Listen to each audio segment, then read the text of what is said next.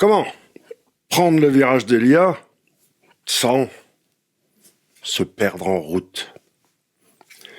Vaste question. Et certes, ça paraît évident pour toi que le SEO est un bon moyen d'obtenir de la visibilité qualifiée. C'est même le meilleur canal avec le bouche à oreille, tout KPI confondu pour tout ce que tu veux, prospecter, vendre, fidéliser.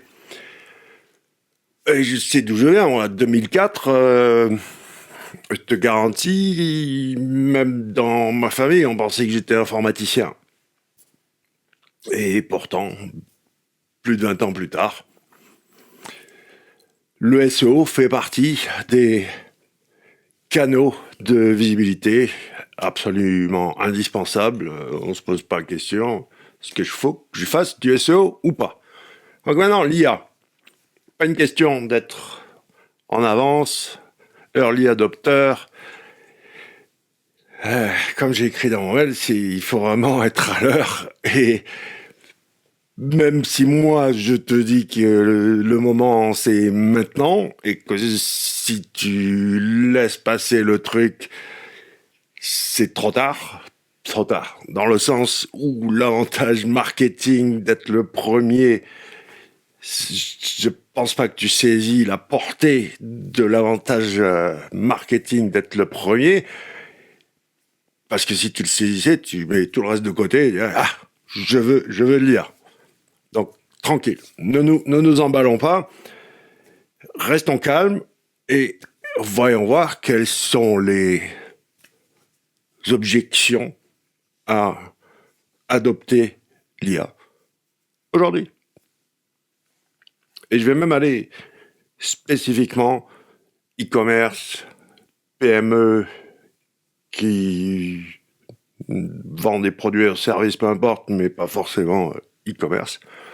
Déjà, du point de vue un peu plus macro. Perte de contrôle. Je mets une IA en place, elle va raconter n'importe quoi. J'ai pas envie que mes prospects ou mes clients me prennent pour un nul parce que l'IA a halluciné. Et je veux surveiller tout ce qu'elle répond. C'est clair que c'est compliqué. C'est pour ça que moi, je ne suis pas rentré dans je ne vais pas partager mon écran, rentrer dans un discours de comment fonctionne l'IA, mais ma solution, justement, a plus hallucination. J'ai taillé à la hache, oui, je peux utiliser un modèle et le restreindre et le fine-tuning, l'affiner, lui interdire de parler de ça, non. Le modèle me sert juste à interagir avec la base de connaissances qui, elle, est 100% sélectionnée, validée par nous, des humains, y compris même en utilisant l'IA pour produire du contenu qu'on file ensuite à bouffer à l'IA. Mais il n'y a plus... mon IA, elle ne va pas t'inventer des trucs et cette obstination de l'IA à vouloir forcément répondre quelque chose me sort par les trous nez. Donc tu crois pas que je vais la proposer que dans ma solution. Bien au contraire, mon IA, elle va te dire je sais pas. T'as déjà vu une IA qui dit je sais pas? Elle te dit je sais pas. Par contre, je peux te parler de ça, de ça. Et puis ensuite, justement, quand toi tu reçois le signal que l'IA a répondu je sais pas, tu peux t'appliquer pour répondre. Et améliorer ton IA de manière évolutive, souple, progressive, tranquille, sans se stresser par rapport à la perte de contrôle. L'incompréhension technique. Oui, si tu veux, appelle-moi, on discute et je peux t'expliquer en long, large, en travers comment ça fonctionne. Et si tu as bossé avec moi ou tu me suis. Alors oui, dans les lives, c'est Radio Lolo, je freestyle, j'interagis avec le chat. C'est pas tout à fait, voire même pas du tout comme ça que ça se passe en prestation avec moi. Si t'as bossé avec moi, tu sais, on est à l'heure, on démarre et focus, un sujet, pas de pas d'éparpillement. C'est aussi au contraire moi qui suis obligé de resserrer la discussion pour dire non, ça plus tard. Ouais, au choix. On peut aller dans l'explication, simplement de me dire, hey, il comprend rien, mais toi le nerd qui a démarré l'IA en 2015, je pense que tu sais, voilà ce que je souhaite faire, voilà comment je le fais, aide-moi à être un humain augmenté, fois 1 milliard, et basta. Coût perçu comme élevé ou flou. C'est légitime, et t'as pas forcément tort. Là aussi, l'IA, avocat. Avocat, absolument. Donc, j'ai une cliente avocat et je présente ma solution devant 200 avocats qui ont accès à des solutions en SaaS, voire même locales, donc sur ordinateur, mais c'est des trucs propriétaires, c'est machin, tout ça. Donc, moi, prenons donc le cas extrême d'un avocat qui doit parler de sujets qui sont des mots interdits à dire en public, même sur une plateforme comme YouTube, et encore moins à ChatGPT, et qui veut une confidentialité et une sécurité max, on peut aller jusqu'au max de « Tiens, voilà l'ordinateur avec Léa dedans, on ne relie même pas, on n'a pas besoin d'Internet pour utiliser cette IA, on peut même ne pas la relier au réseau local. Si tu veux lui filer ton dossier, tu mets une clé USB, elle avale les documents, t'enlèves la clé USB et l'IA reste complètement cloisonnée. À partir de ça, que sécurité max, confidentialité max, tout ce que tu veux, on peut élever, ou plutôt baisser le niveau de sécurité, on commence par relier au réseau privé, puis les internets, les ordinateurs, les autres ordinateurs reliés au local network, par réseau privé, au intranet, sont connectés à Internet, on peut connecter le truc à Internet, on peut le mettre sur un serveur, tout ça. Et donc je parlais, c'était plutôt au niveau des coûts. Je veux dire, le coût d'un ordinateur, tu veux multiplier l'IA, multiplier les ordinateurs.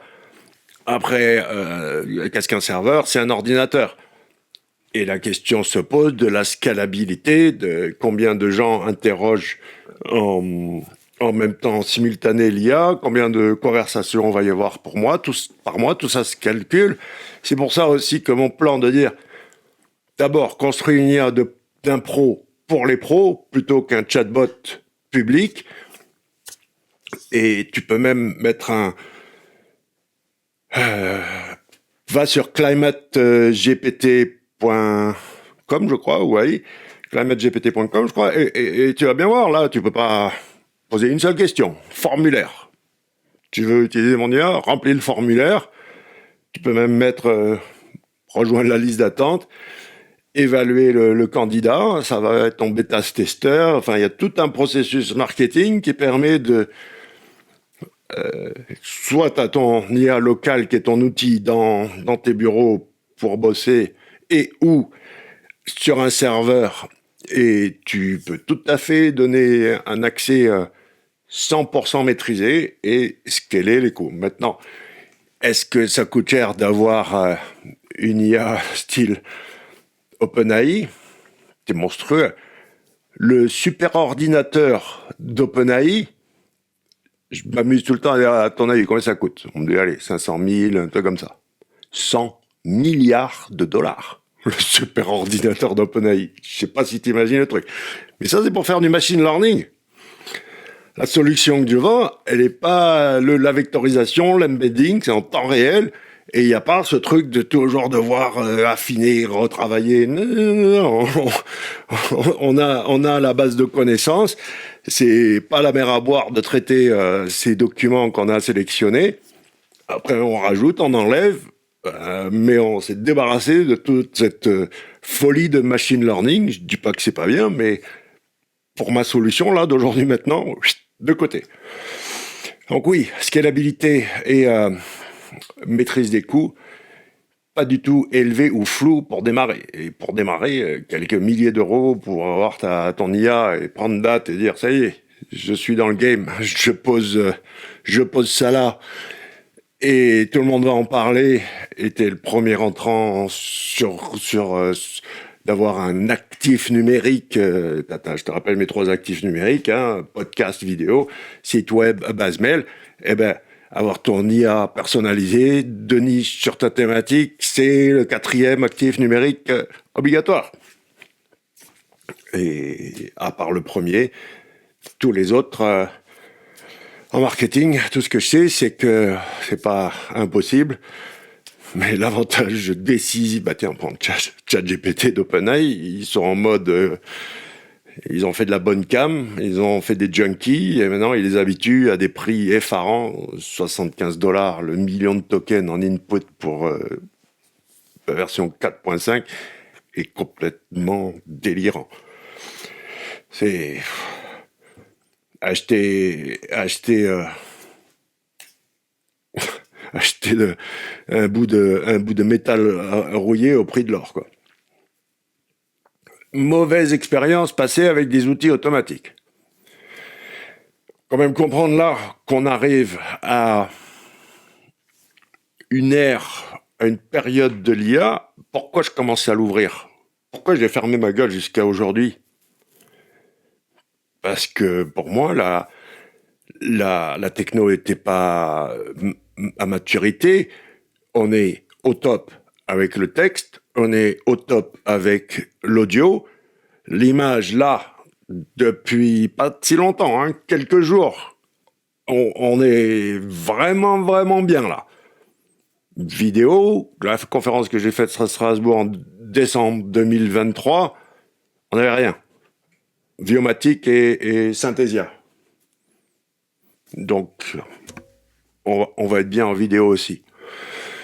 Maintenant, mon truc, c'est quand même, c'est pas, il y a, avec la tendance là du vibe coding, vibe marketing, vibe ceci, vibe cela, où c'est en mode, j'ai fait la démo, non mais là, t'appuies sur un bouton, voilà un outil SEO. Donc, je suis un peu coupable aussi de propager cette idée, et ça marche hein, pour faire des trucs simples, machin, mais j'ai aussi fait exprès de faire planter le truc en direct live pour te montrer, hey, gars, si tu penses refaire UTX Guru avec du vibe coding, réfléchis à 2 fois. C'est pas l'outil qui fait le moine, comme disait Rudy.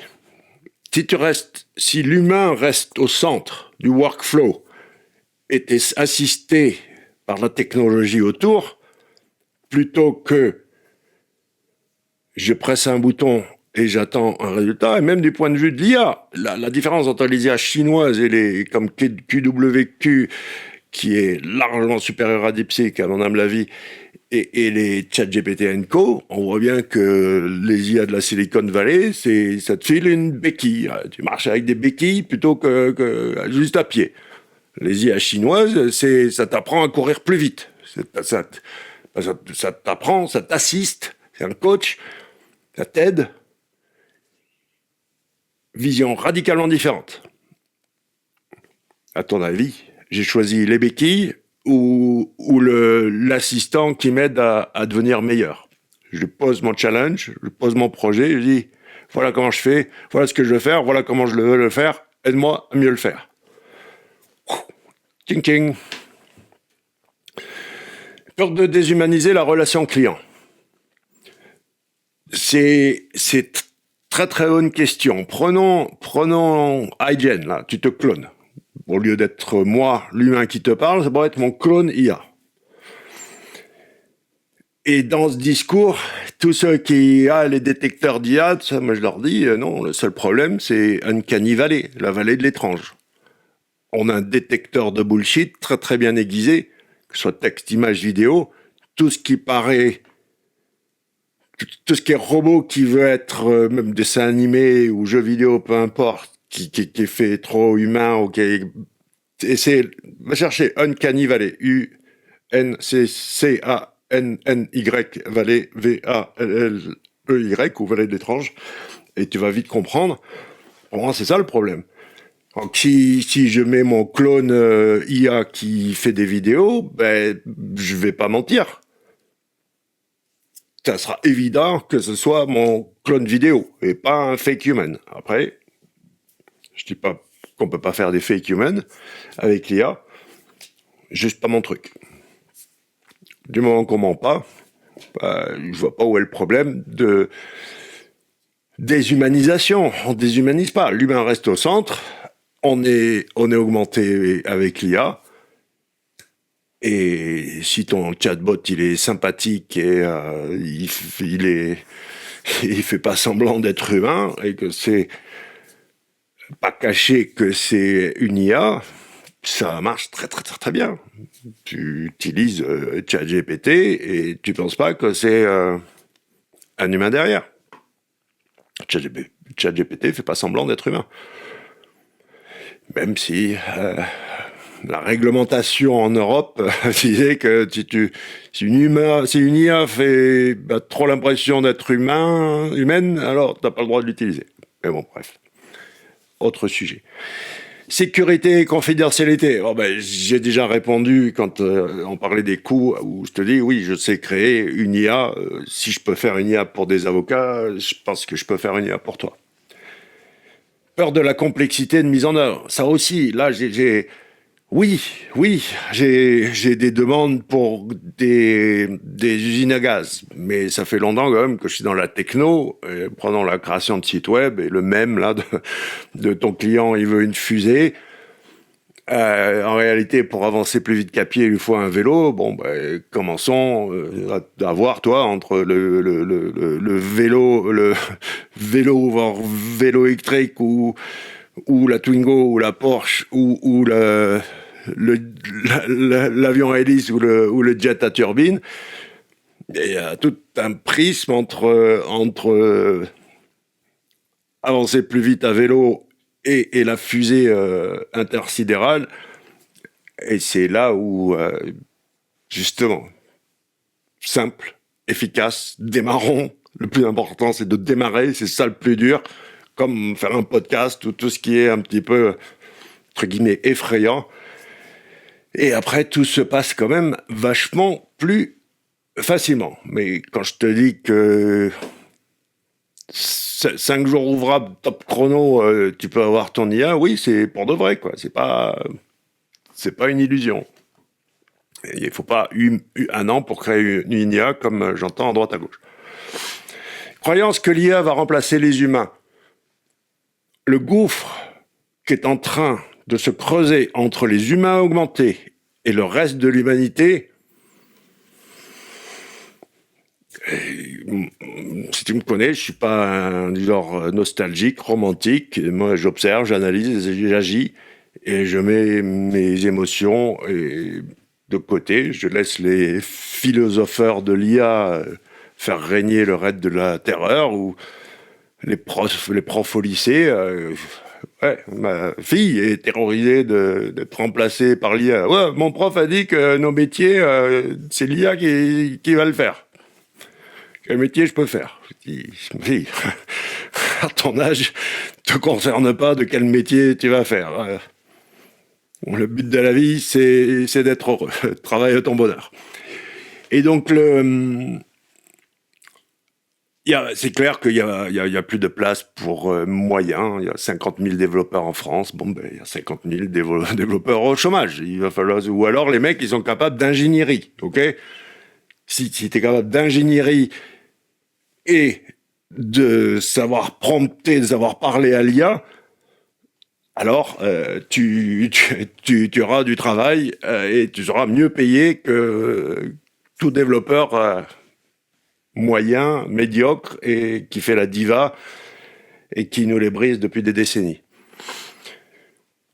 La dépendance sur des systèmes externes. Qu'est-ce qui se passe si mon fournisseur d'IA ou mon fabricant d'IA, moi, meurt ou arrête? C'est un petit peu comme WordPress. J'ai choisi une techno, Ollama, O-L-L-A-M-A, sortie en juin ou juillet 2023, je crois, donc c'est récent. Hein. Avant ça, quand tu travaillais avec l'open source et en local, c'était pas un explorateur avancé qu'il fallait être. C'était, waouh, c'était. Je vais te dire, je me rappelle même plus le nom des trucs qu'on utilisait entre la solution de Meta et Olama, tellement c'était prise de tête. T'as LM Studio et Olama qui sont un petit peu les deux, et la communauté Olama, la solution Olama. Il n'y a pas encore les extrémistes qui ont déboulé comme WordPress, donc c'est encore un état d'esprit de partage et de... C'est fantastique, honnêtement, c'est fantastique. Là, ce qu'on vit en ce moment, c'est le véritable open source. Et puis surtout, on n'a plus rien à envier à ChatGPT et aux autres. Au point de vue Kali, c'est bon, on a tout ce qu'on a, tout ce qu'on veut. Et puis s'il y a un truc propriétaire qui sort, donne 5 minutes à la communauté pour se l'approprier et faire aussi bien, voire même mieux. Donc, ouais, je suis parfaitement remplaçable. Et puis c'est surtout du Lego, là. J'ai fabriqué le système comme étant une maison. Changer la déco, je peux changer la plomberie, et machin, mais mes fondations sont propres. Je peux même défoncer des murs. C'est fait pour être interchangeable et absolument pas prisonnier dans un carcan. Et en plus, Olama, c'est vraiment... Je peux faire l'analogie avec WordPress, sauf que du point de vue technologie, c'est un peu plus sain. Et moins un miracle de... C'est bien mon joueur en Bigorelli, je crois pas au miracle, mais il y en a tous les jours. WordPress est un miracle de la technologie. Olama est quand même d'un autre calibre, ça boxe pas dans la même catégorie que WordPress. Mais l'idée est là. L'intégration. Alors c'est là où justement... Est-ce que ça va fonctionner avec mes outils existants, avec ma manière de fonctionner existante? Pourquoi ma solution est parfaite pour les avocats? J'ai fait le tour de tous les systèmes en SaaS ou en local qu'on leur propose, et c'est parce que il y a 15 jours là, bon, ben j'étais chez ma cliente avocate et je dis ok, explique-moi comment tu bosses. Je regarde et puis je dis ça on peut faire, ça on peut pas faire, ça on peut faire et on va faire comme ça. Voilà mon truc. Montre-moi comment tu bosses et puis on fait un état des lieux et je te dis simple, less is more, elegance in simplicity. Overhyped expectation, allez, le fait que, oui, dans l'IA, là, il y a cette tendance à faire des démos éblouissantes et qu'on en attend l'attente, oui, 100%, l'overhype, la surhype sur l'IA. Là, il faut que tu me fasses confiance pour quand même être lucide par rapport à ces nouveautés. Je fais suffisamment de veille, j'utilise tout, et effectivement, il y a des trucs. Je te donne un exemple très clair. Il y a les modèles vision. Donc l'IA peut voir. Fantastique. Ok, pour mon besoin, j'ai besoin que l'IA lise des documents. Prends vision, je teste. Je dis pas que ça marche pas. Mais on a la techno OCR, rapide, efficace, qui n'y a pas de faute, c'est nickel. Donc, très bien. Posons vision de côté. Restons sur OCR. Zéro raison de passer à vision parce que c'est la hype. Vision est tout à fait légitime. Il y a plein de choses à faire avec vision. Mais pour remplacer l'OCR là, tout de suite, aujourd'hui, je vois absolument pas l'intérêt. Manque de transparence. Est-ce que ça va prendre des décisions que je peux pas comprendre? Qu'est-ce qui se passe derrière la boîte noire? Donc là, on rentre dans des troubles qui sont profonds, ou c'est pas parce que moi je suis libéré de tout ça que je peux pas comprendre la pression des lois de l'univers, du combat de nous contre les machines, Terminator. Clairement, c'est parce que moi je vois complètement ce qui se passe derrière la boîte noire et que je la fabrique, la boîte noire, que je comprends pas ton ressenti. Maintenant, là, c'est à toi de voir. Tu peux faire le cheminement. Tout ce que je dis, c'est que gaffe à faire l'autruche et à dire ah, j'ai plein de choses à faire, ah, j'ai pas de budget, j'ai plein de projets, mettons ça de côté, tant pis si des concurrents le lancent avant moi. Told you so.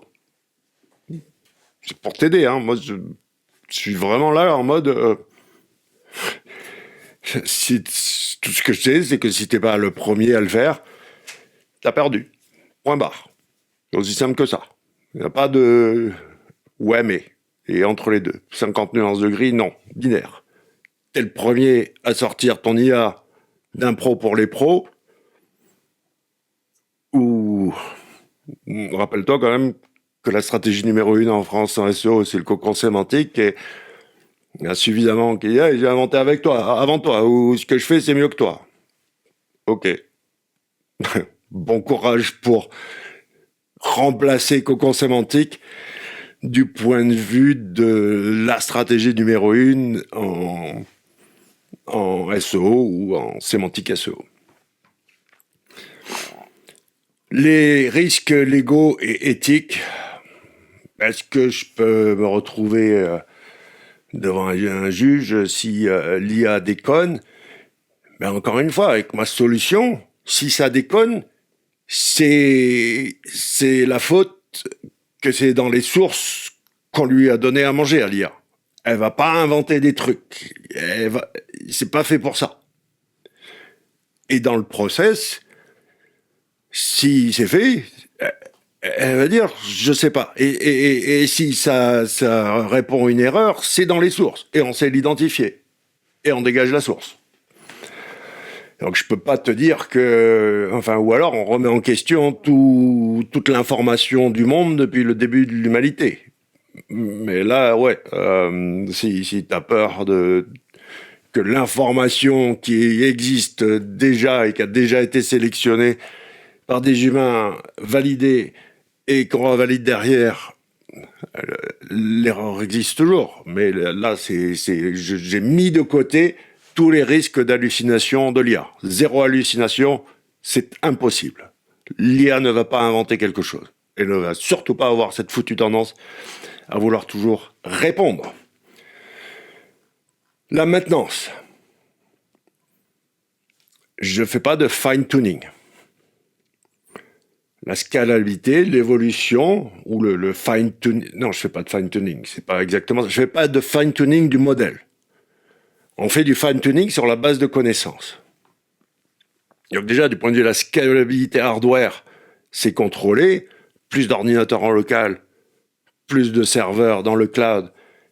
Et par rapport à la base de connaissances, elle grandit au fur et à mesure de comment on veut l'alimenter, etc. Mais prenons exemple CBD, ce que je propose, par exemple, c'est de condenser sur... tu as 3 trucs, hein, le stress, la douleur chronique et le dormir. Prenons CBD, stress. Faisons bien ça. Et puis après, on peut passer à dormir. Après, on peut passer à douleur chronique. Donc déjà, du point de vue coût, faire juste une IA CBD pour le stress, au moins, tu as pris date, tu as mis en place, et tu peux évoluer à ton rythme, à la hauteur de ton budget, etc., etc. Les humains n'ont pas envie d'adopter l'IA. Oui, il y a l'an dernier, hein, je vais dans une boîte, et le patron m'a dit combien d'ingénieurs je peux virer. En théorie, beaucoup, mais le problème, il n'est pas là. C'est que non seulement ceux qui restent, il faut qu'ils soient excellents, que ce soit les meilleurs. Tous les moyens, tu peux les dégager. Mais ce qui reste, il faut absolument qu'ils utilisent l'IA et qu'ils l'adoptent. Et donc, là, on revient toujours à cette résistance en ce moment, à ce changement violent et impitoyable, où on est dans du darwinisme à l'état pur. Déjà, si j'arrive à te convaincre, on a fait un grand pas pour l'humanité. Et maintenant, faut faire la même chose je pense que c'est une question de dialogue, hein. Pour avoir évangélisé le SEO depuis plus de 2 décennies, je me rappelle d'où je viens et où on est arrivé aujourd'hui. Donc j'ai quand même espoir que l'humanité va adopter l'IA de manière saine ou pas. On ne veut pas dire que des gens vont pas faire des conneries avec l'IA, bien entendu que le pouvoir et l'avarice font que. Mais restons calmes, ne nous affolons pas, ne brusquons pas les mentalités. C'est normal, la résistance, y compris la tienne. C'est juste que là, pour toi, il y a un enjeu marketing majeur de maintenant. Donc, à voir comment tu peux annoncer au monde que tu as ton IA, et de l'autre côté, on va prendre le temps pour prêcher la bonne parole autour de toi. L'overload de la courbe d'apprentissage. Même réponse, c'est-à-dire que tu veux une fusée ou on démarre avec un vélo électrique. C'est ça, je crois, que l'approche saine. Restons simples, efficaces, pérennes. Et oui, si tu veux la fusée, pas de problème. Mais honnêtement, c'est même pas... Peut-être que je vais même botter en touche et dire, tiens, voilà quelqu'un pour te construire la fusée. Est-ce qu'on va dépendre too much, trop de l'IA? Est-ce que je vais oublier des choses? Est-ce que je vais devenir idiot? Alors, est-ce qu'il va y en avoir des humains qui vont devenir des larves devant même plus? Il y aura même plus ça, d'accord? T'as une puce dans le cerveau, des lentilles, une montre connectée, j'en sais rien, le device, mais ça, c'est un truc de l'Antiquité. Le smartphone. Tu vas...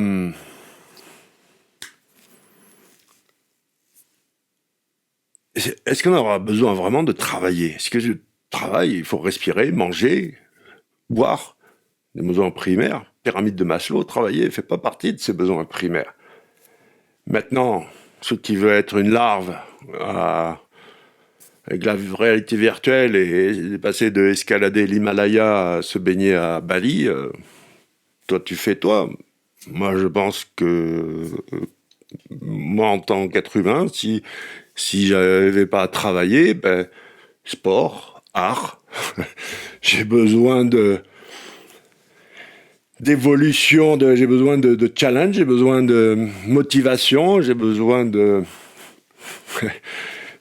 Ouais, rester assis comme un zombie. Tu sais, en fait, je suis hyper low-tech. Hein. Si tu me connaissais, zéro notif, je suis pas du tout... Je suis un humain augmenté selon mes désirs, comme moi je veux. Je suis pas du tout dépendant de... Puis surtout, je suis Gen X. Hein. J'ai connu le monde avant la techno. On jouait avec des cailloux et des bâtons, quoi. Donc oui, on peut être, encore une fois, comme j'ai dit tout à l'heure, tu peux prendre l'IA comme étant une béquille et ChatGPT, fais-moi un article sur ça. Ou alors le faire à la chinoise. Je dois produire un article sur ce sujet. Voilà comment je pense l'aborder. Aide-moi à mieux le produire. Voilà, une différence fondamentale d'approche de comment on utilise la techno. Est-ce que ça va être mal aligné avec mes objectifs? oui, on entre dans une ère où l'IA va être plus autonome, peut prendre des décisions par elle-même, etc., etc. Toujours la même chose. Est-ce que tu veux être humain augmenté ou tu veux des béquilles? Tu veux apprendre que l'IA t'aide à courir plus vite ou à marcher dans un fauteuil roulant ou avec des béquilles? Le truc du moment, là, le vibe coding, le vibe marketing, le vibe machin, c'est le buzzword, vibe. Allez-y avec votre no-code. Moi, je suis low-code. Low-code. No-code, c'est une illusion, sauf pour des choses relativement simples. Dès qu'on met un tout petit peu de complexité, ça marche pas. Tout est question de est-ce qu'on reste l'humain au centre, on est des humains augmentés, ou full auto IA, plus ou moins supervisé par des humains. Moi, je mise sur Team Human, augmenté. Maintenant, voyons voir pour les évolutions par rapport au e-commerce. La perte du contrôle du branding.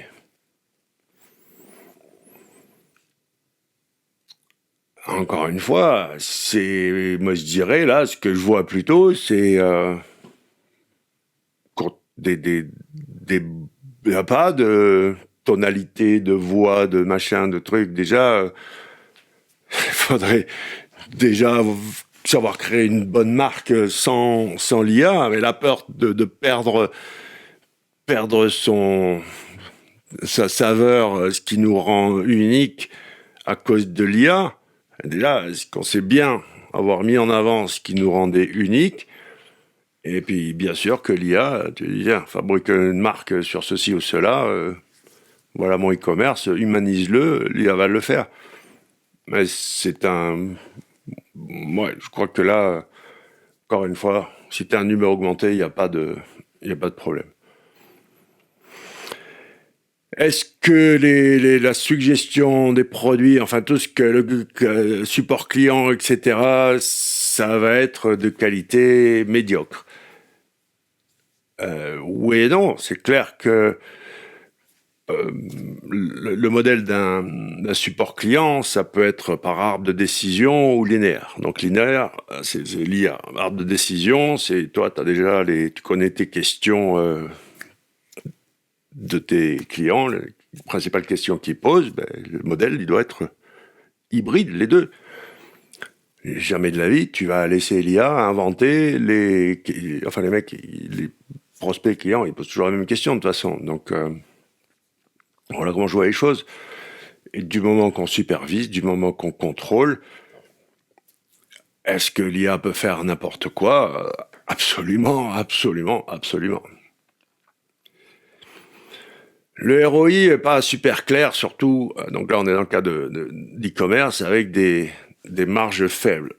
Encore une fois, prends l'IA comme étant un actif numérique. Dans ton tableau Excel, là, il y a une ligne de quelle est la valeur de cet actif numérique. Et ça peut se compter en millions, la valeur de cet actif numérique. On va voir par exemple au chatbot, lettre O, chatbot, les gars, en anglais, tu as un chatbot pour ton e-commerce CBD ou jardinage, ils te vendent ça.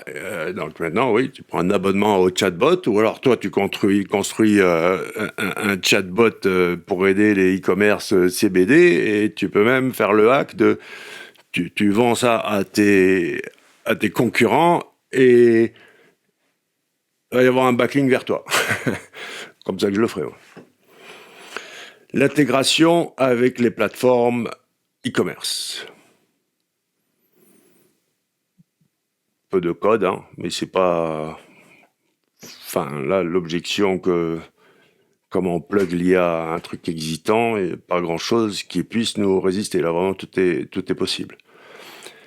Déshumanisation de l'expérience shopping. Au contraire, si tu rentres dans la gamification Je dis aujourd'hui qu'il faut que ta page, ce soit Disneyland. Regarde, si on prend la page Wikipédia comme étant le standard de ce qui est une bonne page web version année 2000, aujourd'hui tu vas sur Google Arts, ARTS, la baguette, voilà l'équivalent du standard de ce qui est une excellente page aujourd'hui. Donc oui, grâce à la techno, tu vas enrichir tes pages, tu vas améliorer l'engagement, améliorer l'expérience, la gamification. Dis-moi qui tu es et je te donne les produits qui te conviennent. Tout est la question de ne pas mentir, de ne pas faire croire que c'est un humain qui fait ça et ça marche super bien. Les questions liées au respect de la vie privée, RGPD, tout le tralala, oui, c'est la sécurité par rapport à l'IA est un des grands défis. Et c'est clair que ça, c'est de mon IA sur un ordi sans être relié au local network ou à Internet à mettre sur un serveur avec des sécurités boiteuses. Là aussi, faut me faire confiance. Mon admin système est un des top 3 en France. Quand je te parle, les mots qu'il utilise ne sont même pas dans Wikipédia. Et c'est que ça, on va être entouré de gens qui savent tacler cet enjeu de la sécurité. Mais c'est la technologie en général là qui est un désastre du point de vue sécurité. Mauvaise expérience avec des chatbots existants, ben laissez là. Moi, je suis frontalement face à des technos qui ont compté des millions, qui ont été, ou des centaines de milliers, qui ont pris 2 ans à développer, tout le tralala. Et puis, ben, je me tape le cul par terre en disant, bah les gars, vous pouvez tout recommencer. Là, nous, on est bien aujourd'hui. Et c'est clair que c'était surpromis et c'était de la merde. Je peux pas te dire autrement. Mais là, on est bien, quoi. J'ai pas le temps. J'ai pas le temps. Je peux pas préparer la data, je peux pas. Oui, j'entends bien, mais ça personne n'a le temps pour rien. C'est question de priorité. C'est une fausse objection. Le j'ai pas le temps. C'est quelle est la bande passante que tu peux dédier à un truc super important. Et effectivement, vu comment on peut travailler x10 et fois 1000 du point de vue, x10 du point de vue vitesse et x10 ou x1000 du point de vue rapidité avec l'IA, c'est plutôt ça la question. Libère un peu de bande passante pour être littéralement augmenté là, quelques jours plus tard, je pense que ça vaut le coup. La surhype du point de vue de surpromettre du point de vue de l'augmentation des conversions, c'est pas lié à l'IA, ça le problème. C'est fondamental du point de vue de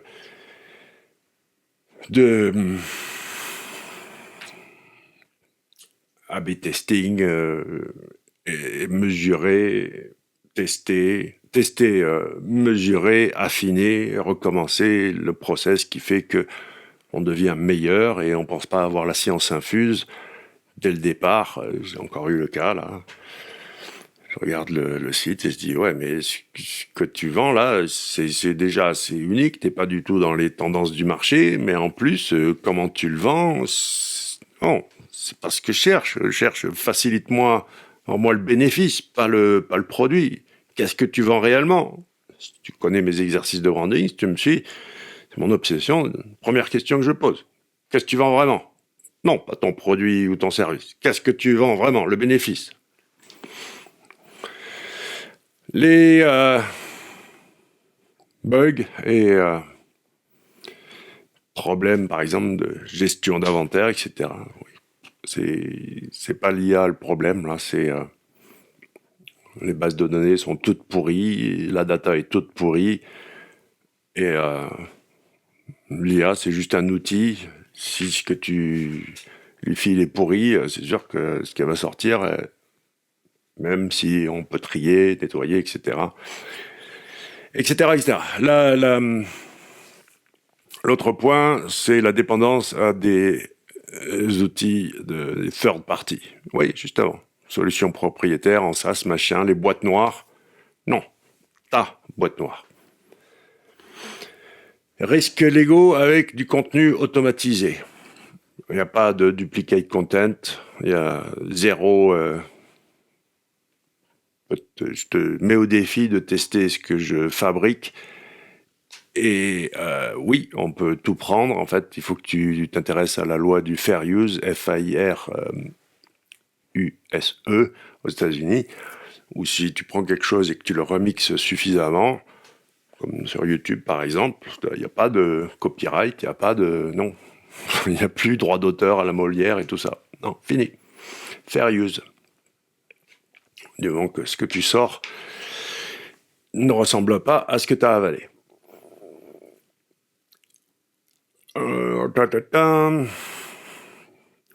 Bon, là, c'est des trucs qu'on a déjà traités de ça. Passons, allez, on va terminer sur les... Vite fait.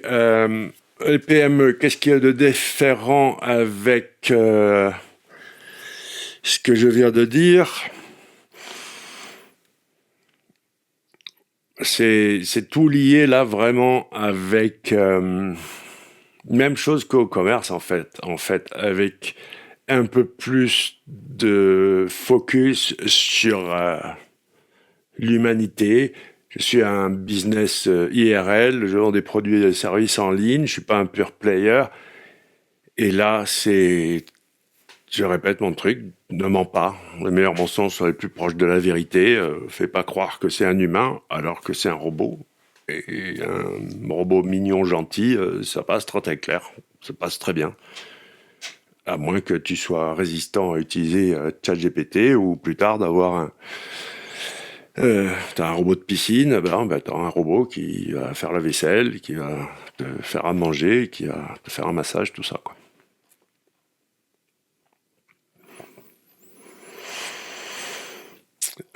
Et pour finir, j'accélère. Il y a beaucoup de redondance en fait dans les différents, de l'overlap là.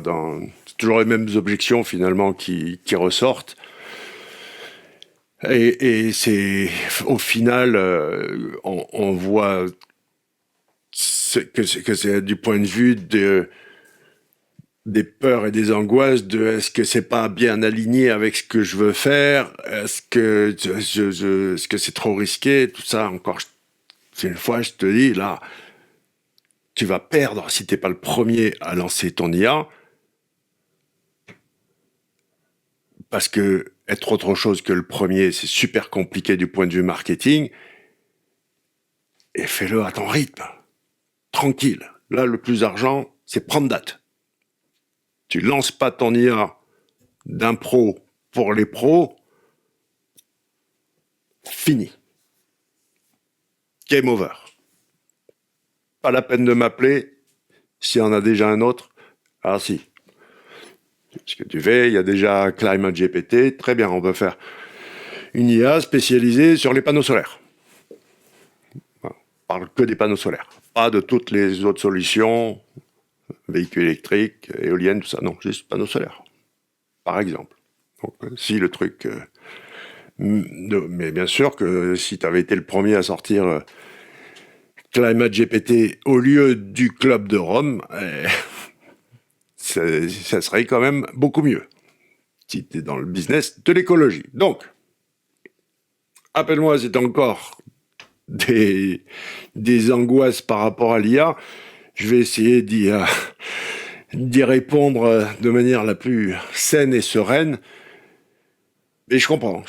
C'est l'excitation actuelle. Moi, je dirais que c'est vraiment là, surtout, premier objectif, il est 100% marketing. Arrête de délirer avec tous les problèmes que ça peut te résoudre. Fais déjà un coup marketing immédiat, que c'est pas cher. Et je peux facilement te prouver... oui, là, j'ai passé une IA de plombier, tu peux aller chercher HomeServe, HOMESERV. Ils ont développé une IA de plombier et elle n'est jamais sortie. Et pourtant, ils ont des articles partout, des tonnes de presse, même Wall Street Journal et compagnie. Donc les gars, ils n'ont même pas fait le truc et quand même, ils ont eu plein de presse. Ils ont dû faire un prototype, donner accès. T'as droit à faire 5 prompts sur. Enfin, j'en sais rien. Ce qu'ils ont fait ou pas fait, tout ce que je sais, c'est qu'il y a plein de presse sur une IA absolument inexistante. Mais ne crois pas, en tout cas, que la techno, ou moi, on attend et on regarde en arrière ceux qui restent le nez dans la poussière. Hein. C'est impitoyable ce qui est en train de se passer maintenant. Bon courage. Bon, prends bien le virage IA. Pas la peine de s'exciter. Faut agir vite. Mais restons Team Human. Merci.